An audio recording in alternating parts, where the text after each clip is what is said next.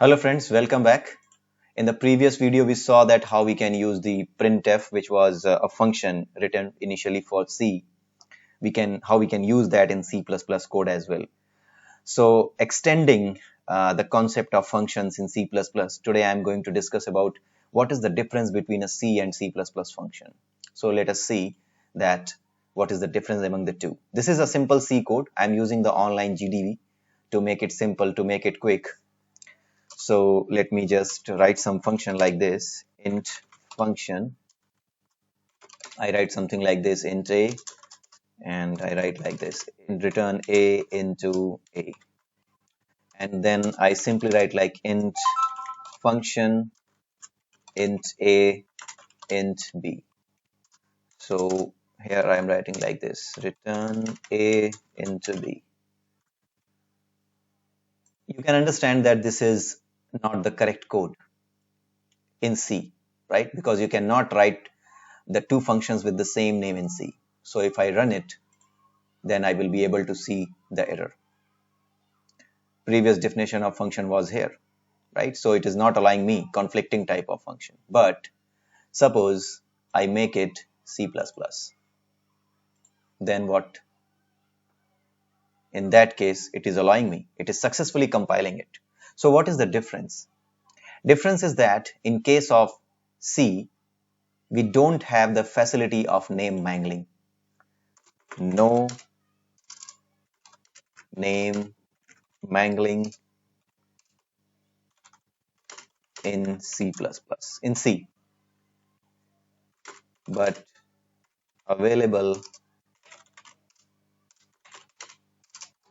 in C++. This name mangling facility is not available in C, but this is available in C++. So if I go to the C code, then if I compile it, then the name of the function will be the only thing which will be making it unique, right? Only the name of the function. So if C compiler is generating a function, machine code for the function, then it will generate the same name for these two functions, which will be conflicting. So there is already a function in the symbol table with the name function, then the second name function will again be conflicting with the existing one, and it will stop you. But in case of C++, there is some other concept. The concept is of name mangling. Name mangling means giving the name of the name to the function based on the number of arguments.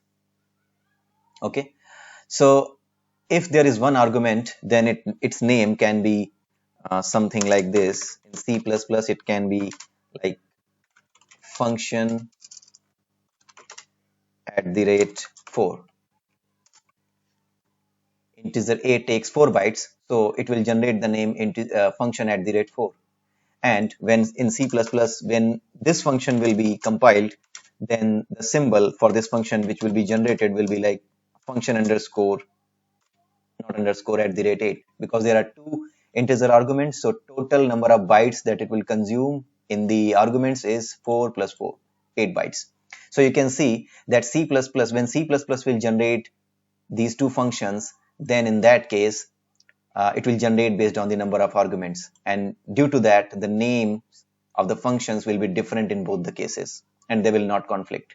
And that is why the two functions with the same name are available, are valid in C++, but they are not valid in C.